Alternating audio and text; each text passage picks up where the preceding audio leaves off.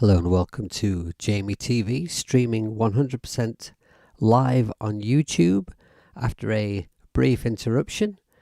Is that Paul already in the chat? Hi Paul, thanks very much for being here, buddy.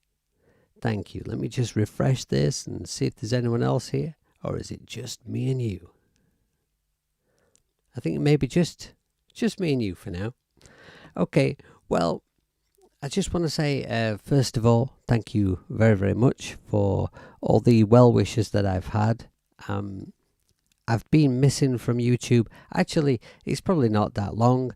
It probably doesn't seem that long to you, but it seems like ages for me because a couple of things have happened. First of all, I took on a session job that's going to keep me really, really busy in the studio here. There's quite a lot of work to do, and I'm very, very glad of that work. Hi Sam, thank you very much for being here. But also, just as I took on that work, which would have meant that I would have not got as many videos out for a little while, I got COVID. And the first few days of it were pretty horrendous, and that's why I missed doing last week's stream. But I've had tons and tons of well wishes from the iOS community. Because it is a fantastic community with a great deal of wonderful people being part of it. So thank you very, very much for that. It's nice to feel part of it. In fact, Joanne Woods has messaged me pretty much every single day to ask how I'm getting on. So that's really, really sweet. Hi Dan, thanks for joining us. Yes, I am feeling better. Hi Gerald, thanks very much for being here. Yes, I'm feeling much, much better. Thank you.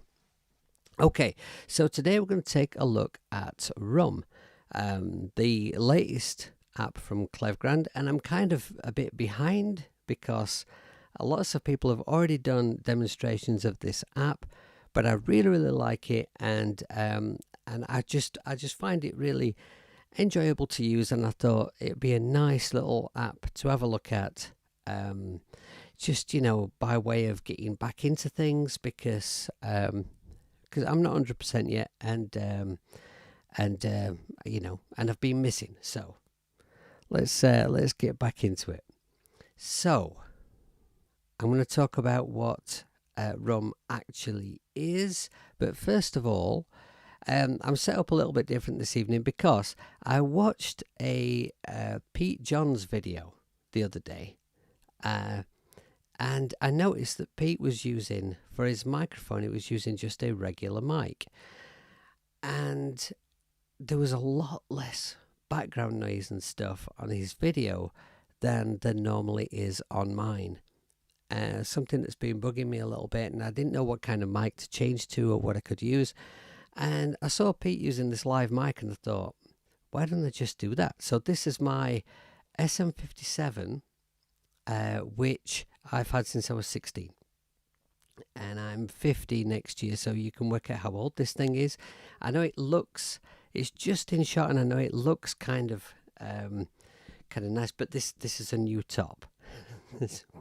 Because the old one was so battered, but it works perfectly. I've had it all those years. I've had many other live mics over the years, all of which have dropped to bits or broken at some point or another, and this one has just kept going. So you just can't say, there's just no better recommendation than that for a 58, is there?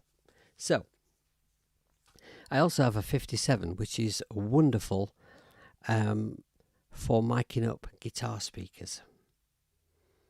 Hi, Benjamin. Thanks for being here, buddy. All right, it's nice to see a few people joining me. Right. So, So what I was going to say about that is, so just let me know if it sounds okay, because it's a very different setup for me, and also normally what I do is I use my NT1A.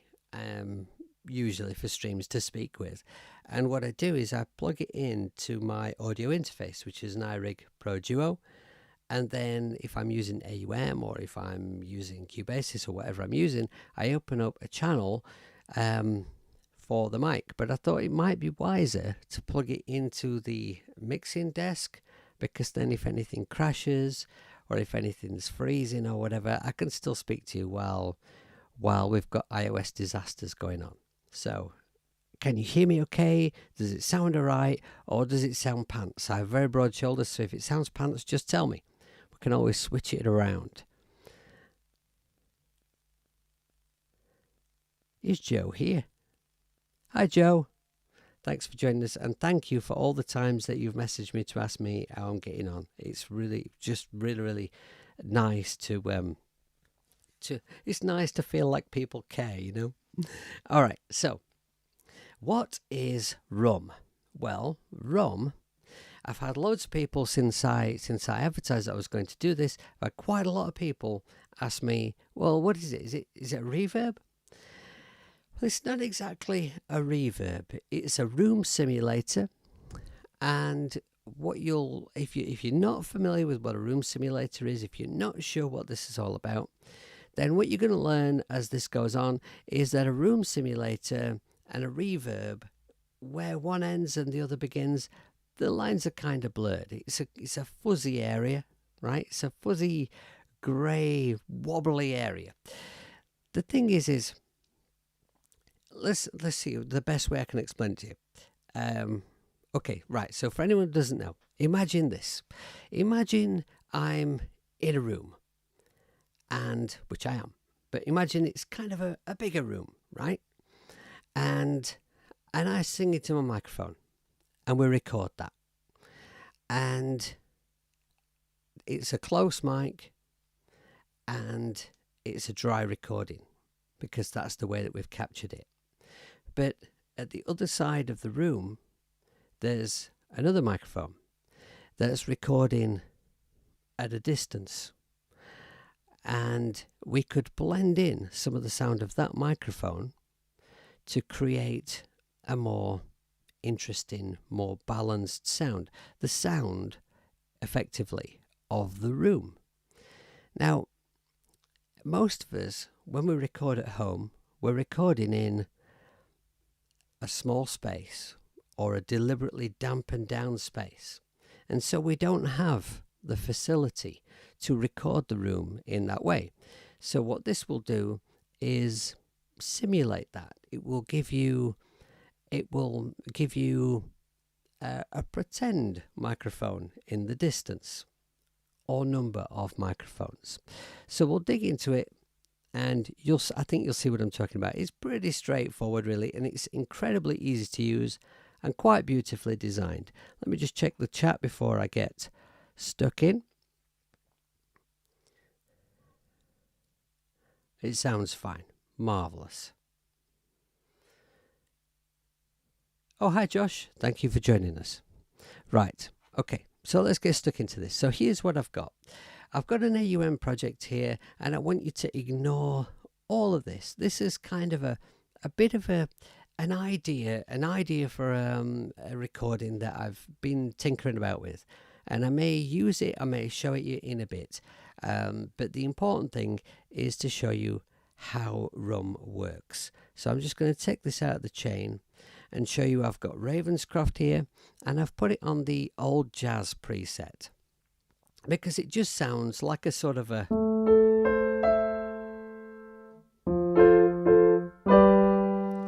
because it just sounds like an upright piano. It's just a fairly basic piano sound, but very, very nice. I've taken the reverb off here, and I think I've turned the volume down low enough. I don't want it peaking and upsetting anyone's ears. Now, if you are listening to this on headphones or on decent studio speakers or whatever, you're going to get a much better idea of what this app's all about, because in a way the beauty of this app are the subtleties.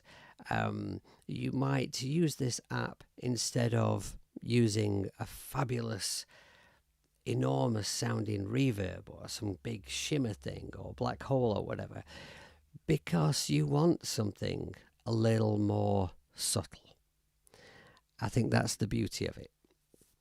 So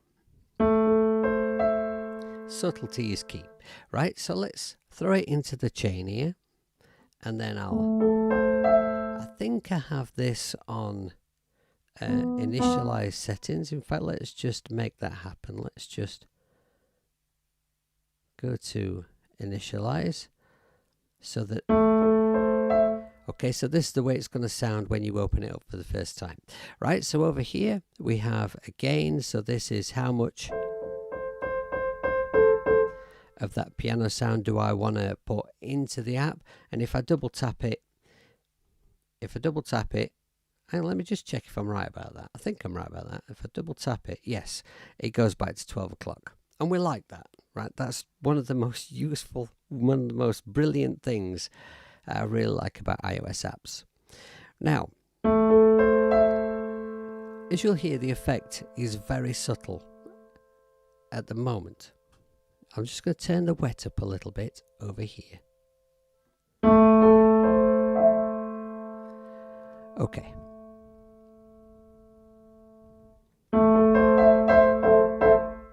Okay, now the first thing about this app that I was really impressed to see, that made me very happy, is that it has immediately under the gain we've got a low cut and high cut, because one of the worst things about any kind of app like this, a room sim, a reverb, is when it doesn't have that kind of thing built in, because then you have to use something extra to cut off that low, because by and large, an awful lot of the time, to make your reverb really work in a mix, especially a busy, dense mix, you're going to want to cut some of the low end off of that reverb. And it is one of the most common problems that I find when people send me the tracks and they're like, why does this mix not work? Why does it sound muddy? What's wrong with it? Very often it's because you've got reverb on everything and there's too much low end on that reverb. So here we have a low cut. Can I play piano with my left hand? I can't play piano anyway. Right, so I'll play some low notes here. Take off the low cut. Take the low cut up rather. And that cleans it up nicely. Put it back in. And of course we also have a high cut.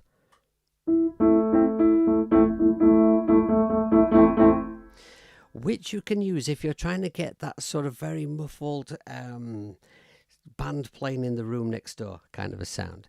Which reminds me, there are an incredible amount of presets in this app and they are fantastic. They sound wonderful, but I'm probably not going to use any of them in this demo because I want to show you how it actually works. All right, because one of the things about apps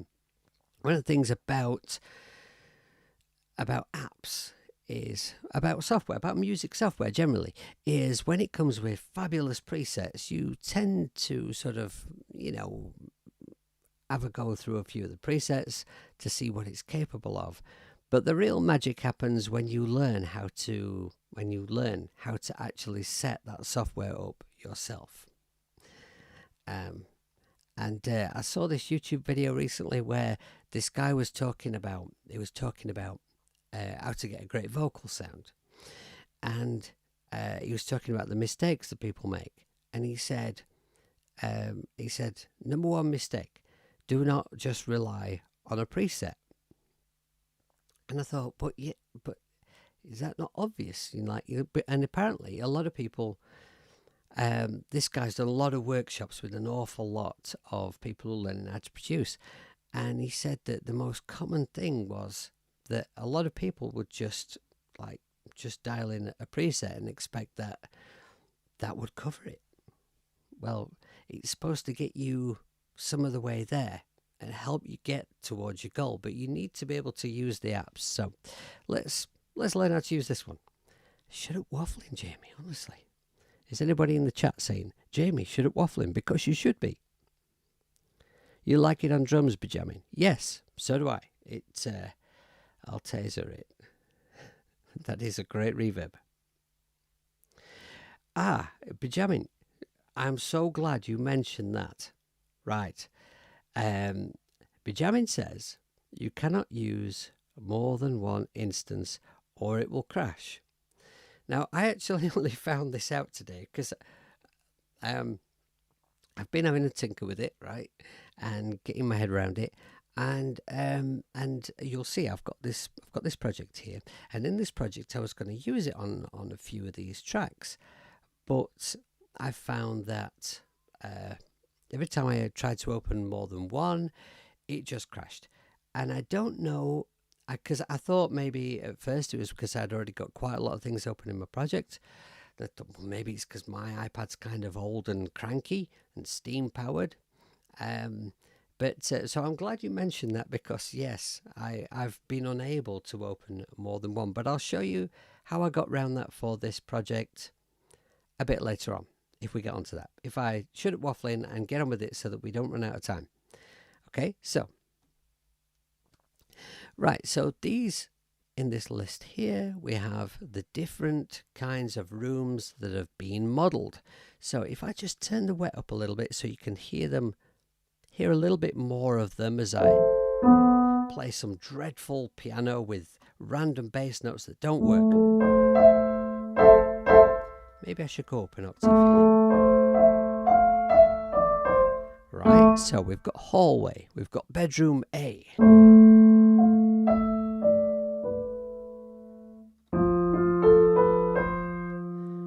Bedroom B. Presumably that's the slightly smaller bedroom that the younger sibling always gets. Why it works like that, I don't know. Office. This one has a lot of low end on it, but of course we've seen how we can take off the low end.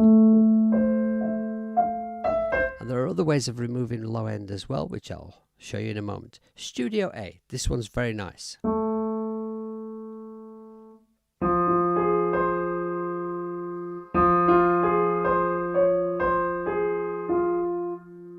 And Studio B has a little bit more poke to it, I think.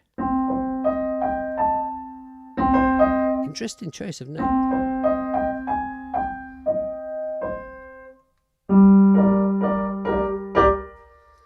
And kitchen. I don't know why I try and act as though I can actually play the piano, because really, I am bad. Kitchen. This may be my favourite one, I think. Just turn that wet down a little there. Staircase is a good one. And we have a corridor sound. Let's change key.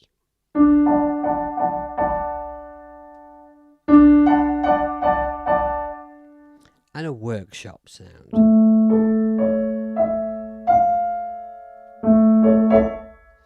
Okay, now I'm going to go back to, I think I'm going to go to kitchen, because I particularly like the sound of kitchen.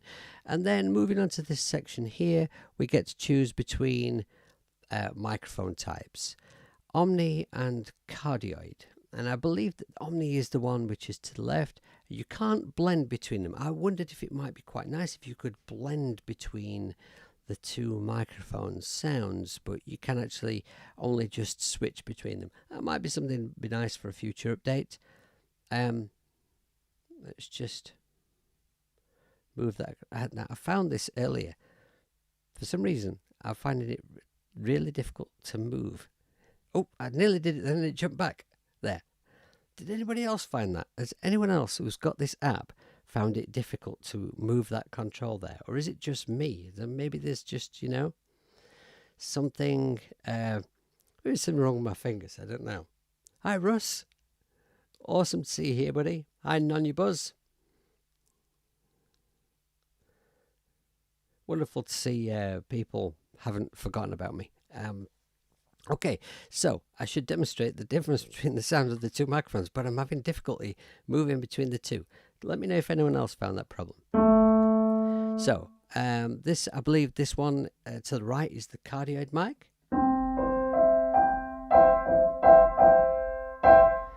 And then, I moved it back. And Omni. And then we have three different characters to bring in to play. Now, it says in the instructions, because I read them, and I will have mentioned this before if you've watched many of my videos, but I kind of have a problem with the written word. I find reading manuals incredibly difficult. The focus involved in reading something and actually digesting it. It's like I can read the words, I can read, but it just doesn't stay in there. I have some kind of problem in that way. But the instructions for this app are so clear and so nicely written that that I actually read them and understood them, and it worked for me. So it says in the instructions that the character control furthest to the left is the most bassy sounding, and as you wind it round to the right, there is less bass.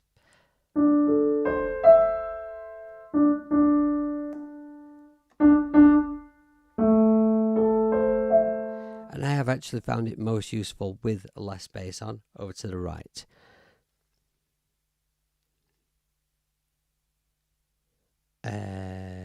Yes, Benjamin says that it is a pain on those knobs. Yeah, so it's not just me. Okay.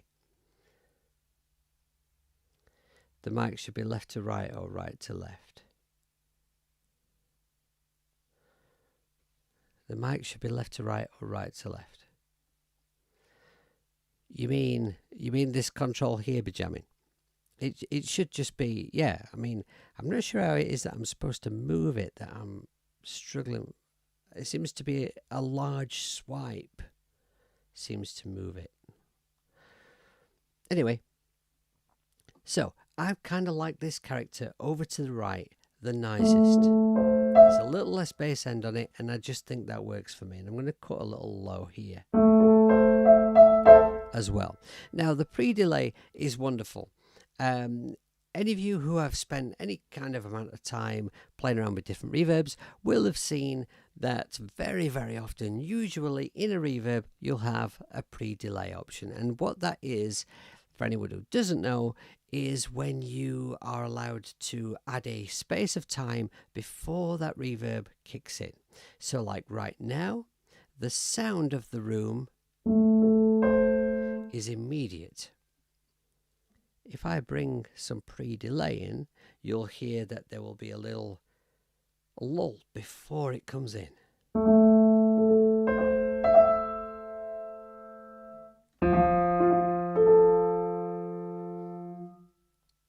Which we can take right up to this kind of a length.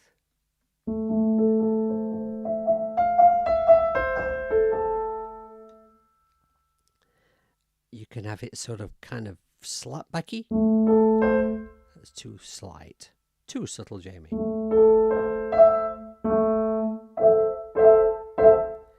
There. Now, another feature which as soon as I saw it I thought, yes, that's really thinking about it. I'm really happy about that, is that it has a sync button. So I can press in the sync button, and then that pre-delay, that delay before the room sound kicks in will happen in time to the track. So let me just, right. Now, right at the moment, we don't have a track playing. We don't have any percussion going or anything like that for me to demonstrate it with. But if I change the tempo here in AUM,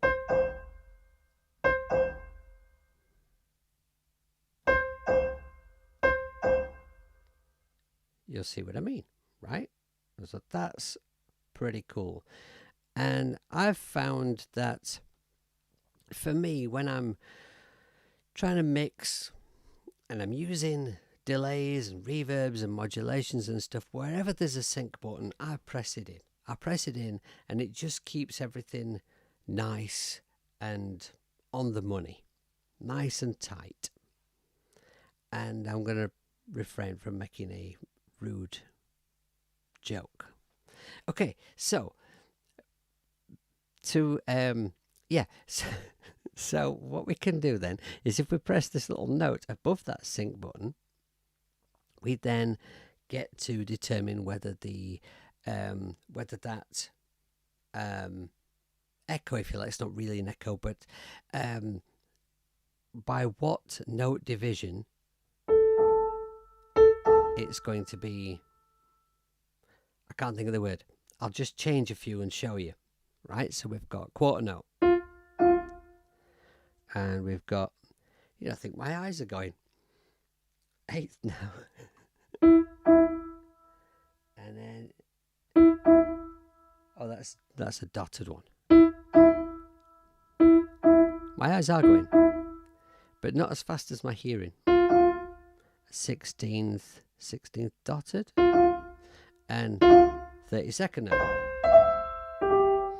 I'm going to put it on quarter now, I think.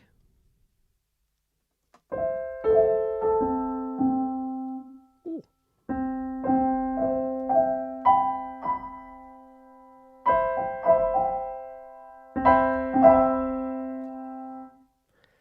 It's just really, really nice. Okay, and then we have a ducker. So, if I want to shift that room sound out of the way temporarily so that I can hear the note clearer through it. I mean, duckers are present on an awful lot of reverbs now, and it's a very, very welcome thing, because if you can set it so that when you've got your reverb sound, right? You've got your nice big wall of reverb sound. It's huge sound. And then with the ducker, you can set it so that when you play a note, momentarily, that reverb just gets out of the way, so you can clearly hear the note that you hit, and then the reverb comes back in. Right? And these ducker controls work really well here. We have to switch it on with the on button, and then we have a threshold.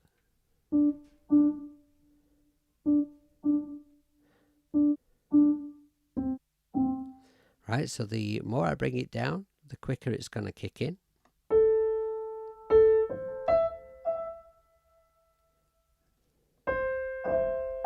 And the less sensitive it is, the more I bring it up. And then we can adjust the attack and release of that ducker.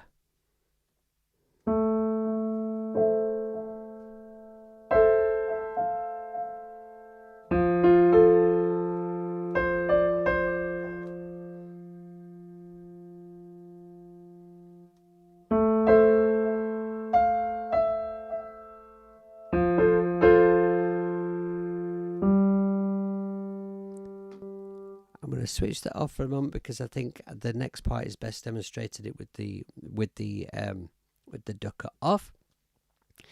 Right, now these three controls here are pretty special. Fatness, which is an interesting name for a control on a unit like this. Fatness. I'm going to check in the chat, because I've not looked at it for ages, and you might just be... Oh, thanks, Mars. Thank you very much. And thank you for joining us. It's great to be back. I don't feel 100%, but I feel a hell of a lot better than I did. Hi, Dean. Thanks for being here. If you're still here. Can't stay, just dropped in to say kicking ass, Jimmy, and to slap that like button. Thank you very much, Dean. It's it's really it's nice to see other YouTubers who I watch quite religiously actually watching my stuff. It's really, really nice. Okay, so fatness. What this will do is bring a chorusy kind of a sound. The more I turn it around to the right, the more it kind of thickens up the sound with a chorusy sound. Now this sound can be, it depends what instrument you're using it on, I've found. Sometimes it's very, very pleasing to the ear, and sometimes it sounds a little bit phasey and a bit nasty. It just depends on the use. And if you wanted to create something that's maybe not that kind of like, because I've thought of this app as being kind of like a realism app. This is an app that's going to give you that real room sound, subtle sounds. If you wanted to maybe create the sound of maybe a small little combo just playing in a room, if you were looking for that kind of a sound, this is the app. But you can actually get some quite interesting and strange out there sounds, and this is one of the controls that will do that. So I'm going to wind the fatness all the way up.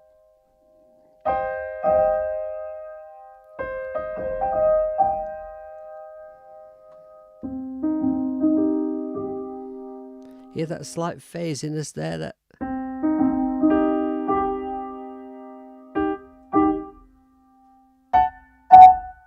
oh, that was a bit loud. Sorry. Bring the wet up a little there.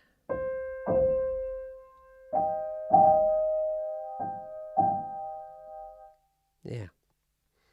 All right, and just to show you the difference, bring the fatness all the way back down. No one said that I've lost weight, have you?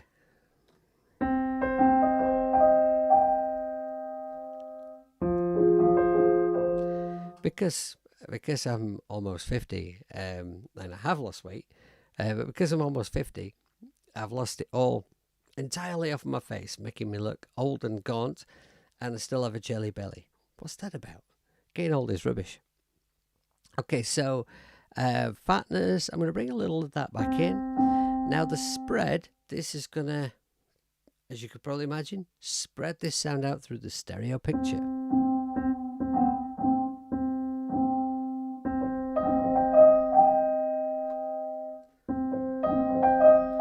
And now you can really hear the effect of the fatness control.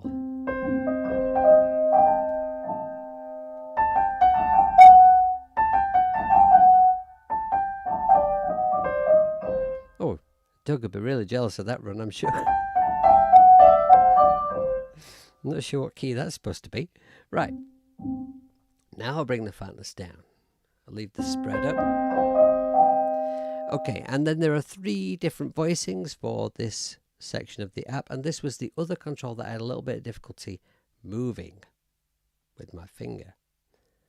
Okay, I managed to move it there.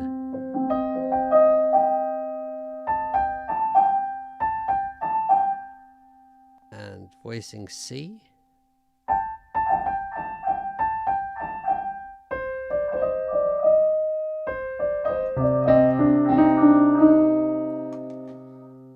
Okay, I think I like B best, so I'm going to leave it on B. Then this control here, very interesting control. If I put this control here right in the middle, that will make the sound mono. If I wind it all the way around to the right, we get a full stereo spread. If I wind it all the way around to the left hand side, then we get reverse stereo pictures, so it's just stereo flipped.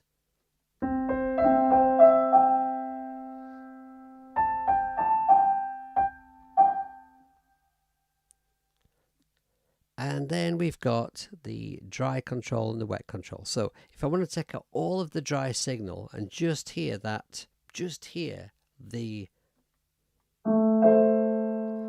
effect.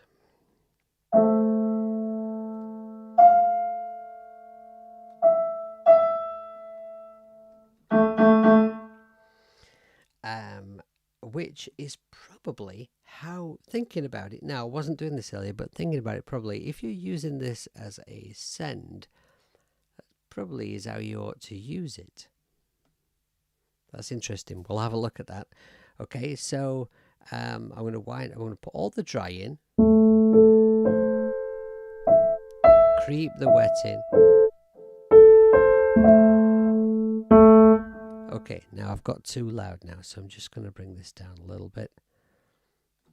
I'm not quite used to my new setup yet. I'm a bit. just not quite got the balance of microphone and output of the iPad quite right yet, but I'll get there. Okay, right, so I think that's kind of everything I need to show you about the app. I've just noticed a control that, or a thing. I've noticed a thing that I've not looked at before. There's a little lock here. What's that about? Does that mean I can still move the controls? What does the lock do? I never noticed that in the instructions. Is Samuel still here? Let's ask Sam. Sam, the man who knows. Hi, Audible. Thank you for being here. Sam always knows this stuff. Sam, what's that little lock thing for? Okay. Right, so let me just check the time. Okay. Right, so I have this little project that I've been fooling around with. And it's really what it is. It's just an idea that I had for some chords, some acoustic guitar chords actually. And I was just tinkering about with it. And I thought, well, I've not got time to work on it right now. So I'll just sort of throw it down and then I can come back to it. Then I thought actually it might be quite usable to demonstrate this app. So it's like a bit of an unfinished thing. That's the musician in me, apologizing for it before you even get to hear it. All right, so what I've got, I'm just going to get rid of this piano, and I have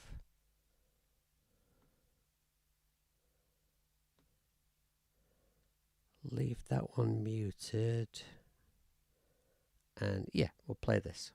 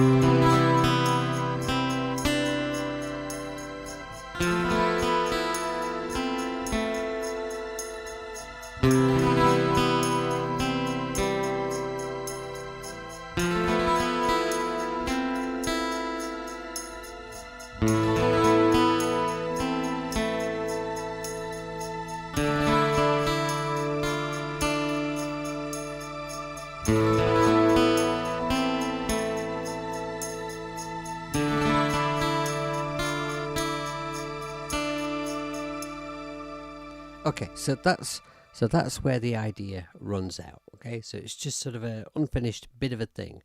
Samuel has come up with an answer for us. He says that lock is usually a way to lock wet or dry balance when switching presets.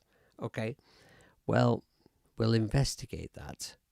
But first, I'm going to show you this, right? So I've got Helium here. Helium is, I'm only using 2 tracks in Helium. This is just the MIDI that I'm sending to Skaka for the tambourine you heard there, which is panned a little to one side. And then I've got on track 2, I've got the MIDI which is playing Mood Units Waverly. I'm using a really nice sound in there called Huge Strings. And then in multi-track, I've got 2 guitar parts. I've just got I've got my 6-string acoustic here, and the sort of the questionable stain colour is my 12-string guitar. And I'm using a multi-bus out from multi-track so that I can have the 12-string on a different channel. I'm also using the gain stage acoustic from Blue Mango on both of the acoustic guitars, and that's it, I think. Now you'll see I've got a bus here with nothing on it, and the reason for that is because I figure that because I can't open more than one instance of rum, and I don't know whether that is a bug, whether that's something that needs to be ironed out, or whether Klevgrand even know about it. So I will drop them a message about that after the stream. So I better close this hot pink instance of it here, and I'm going to go and add it over here instead on this mix bus. And there we are. Rum. Okay, so now all of these instruments are dry at the moment. So I thought what I'd do is I'd try to create the illusion, right? The illusion of these instruments all being in a room together, in a small space. That's what I think rum really excels at. So what am I going to do? I should just tell you how I've set this up, because I kind of pre-did this while I was waiting for the stream to start. So what I've done is I've added on each of the tracks that I want to go to rum, I've added one of these bus sends. So basically, for anyone who's not used this, so the sound here in multi-track of my 6-string guitar is coming down this channel. I'm affecting it with gain stage acoustic amplifier from Blue Mango, and then we are sending the signal to this bus which has room on it. And so effectively I've set up a send that I can send all of the instruments to. And the beauty of that, of course, is that it saves on processing power, and in this particular instance, the beauty of it is the fact that I can only open one instance of rum without it crashing. But the important thing is that I've set this up post fader, so that means that I can mute off an instrument and we won't still hear that instrument coming down the effect channel. So if I just mute these other instruments, the guitar part is the main thing that I'm interested in. The 6-string acoustic guitar part is the main thing that I'm interested in. So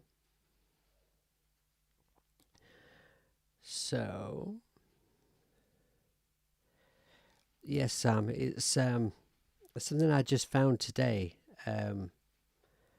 Rum is it's not liking having more. I've not checked it in any of the other doors at all, but yeah, it's not liking having more than one instance open. As soon as you try and open the second instance of rum, it crashes, and it crashes the first instance. So like I said earlier, I'm gonna message Klevgrand about it.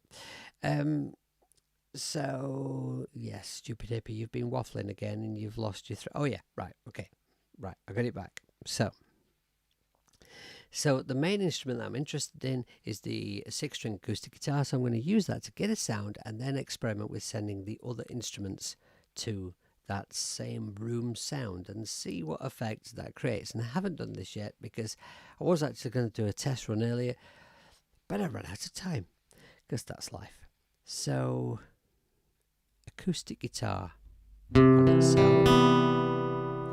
If I wind this down, that's the sound just of the acoustic guitar. I'm going to send some signal to rum, and then we'll go over to rum, and let's see what we can do with this sound.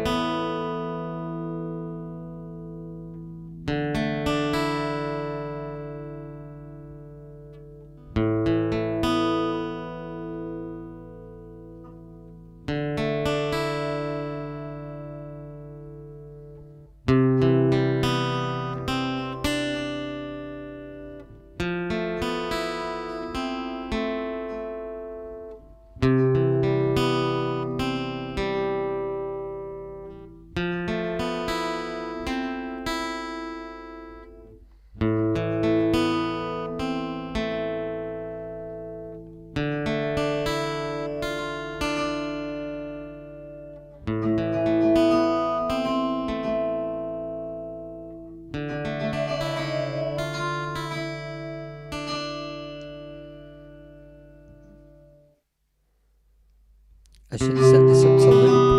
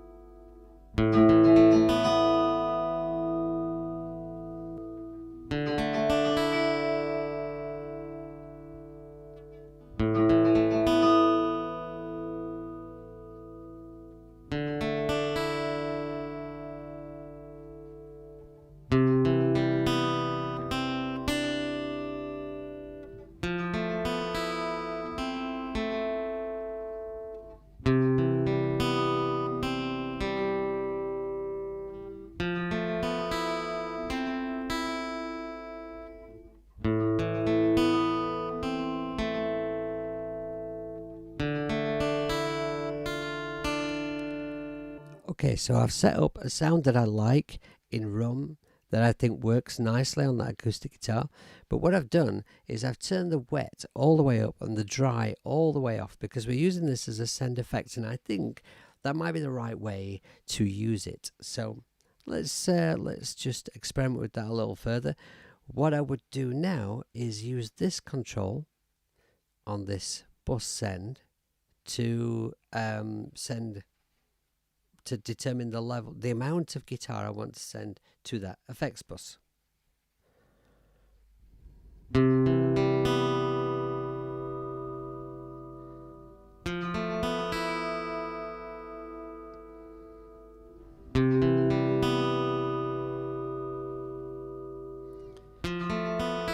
think that's quite nice. Maybe a little too much.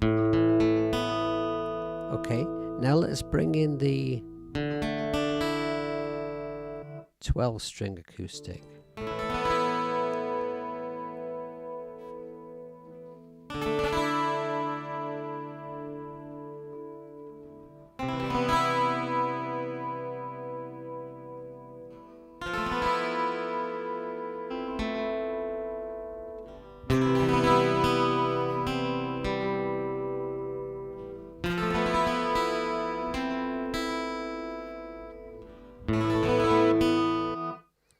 Alright, my tambourine. Now, of course, using Rum in this way, I'm restricted to having just one sound from Rum, but really, in a way, that ought to be quite effective. That ought to work quite well, because we're trying to create the sound of a room, and we're putting all those instruments in that same room. So, maybe it's a good plot.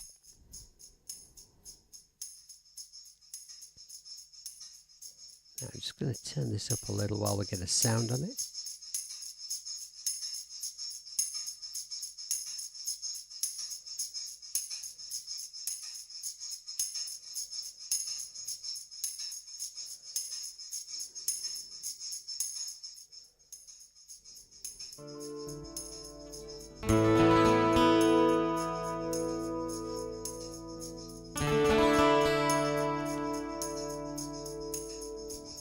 That has, in a way, made the tambourine sound dreadfully sloppy, and at the same time, that makes it sound massively more realistic. I'm quite happy with that.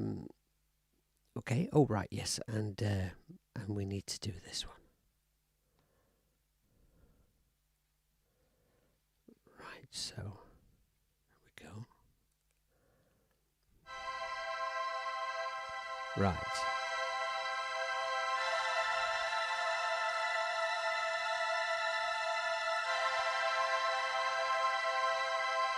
I never cease to be amazed by how beautiful these Rob Jackson apps really sound.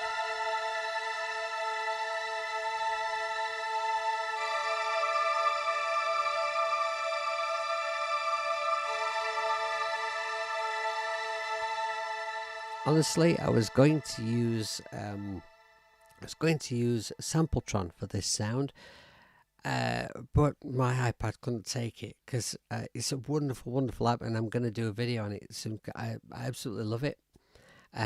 But it, it's heavy, really heavy on my iPad. So So I used this one instead, and you know what? It sounds beautiful. So let's just bring that into the mix and see where we're at.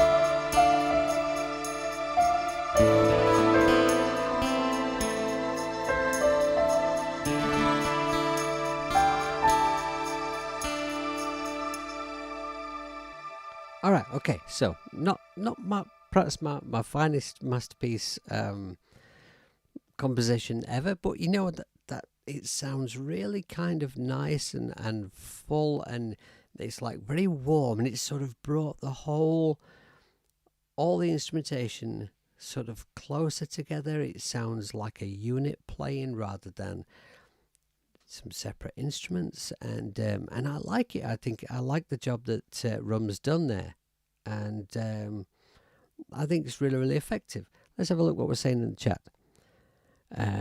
Okay, so what are we saying? And tell me what are your impressions of Rum just from this demo or other demos that you've seen, or if you have it yourself, what do you think about it?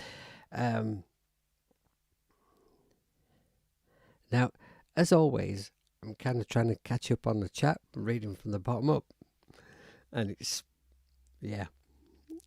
never a good plot.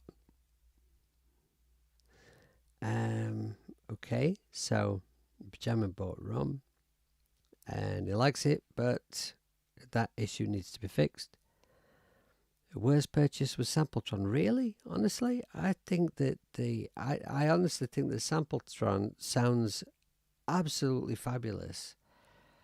It's the sounds are just remarkable, and but it is very, very heavy on my iPad. But like Samuel says, you don't need every new app that pops up, and because on iOS apps are so cheap, because they really are, and we take it for granted, but they really are very, very cheap, and because of that, it gives you that sort of you need to buy every app kind of thing. I mean, when I used to only use desktop, I never dreamed of trying to buy everything that came out, because I could never have afforded it, so I found a DAW that I liked, and I found drum apps that I liked, and a couple of synths, and that's what I had. I had a couple of synths and a couple of drum apps and a couple of guitar sims, and that's kind of it, because it's so expensive. And do you know what? It was enough. It was enough to create great sounding music, and we probably need to get away from that with iOS. And what we need to do, I honestly believe, and a lot of people absolutely hate me for saying this, but I think we need to get used to the idea that iOS apps need to become more expensive, considerably more expensive, so that developers can actually be full-time developers and actually make a living out of developing the software that we use. We don't need to buy 30 apps a month. If we just bought one really, really good one, I think that would be a much better plot.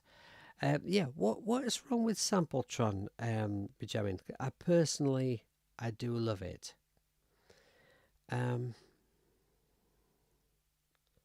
You don't think it's worthy for that price? It's actually it's actually pretty. I know it's expensive for an iOS app, but this is what I'm saying. It's actually pretty cheap at that price if you compare it to the desktop price, or what that kind of app goes for on desktop. But if you don't like it, of course, I mean, if it doesn't work for you, then obviously, I understand that. I've bought things that I kind of maybe thought were really good, but didn't really work for me. Anyway, thank you very, very much for joining me this evening. It's nice to be back, and it's nice to feel that people are still interested and haven't forgotten about me and actually care. I hope I've done a reasonable job of showing you how Rum works and how it can be used. I think it's a good app. It does have a couple of little issues that need fixing. I'm going to message Klevgrand about that. So, all of you, thank you very much for being here. Please stay well and take care of yourselves and be good people. Make lots and lots of music. Watch Doug's stream in a moment. I will join you in there. And do not piss your pants about. I'll see you all later. Bye bye.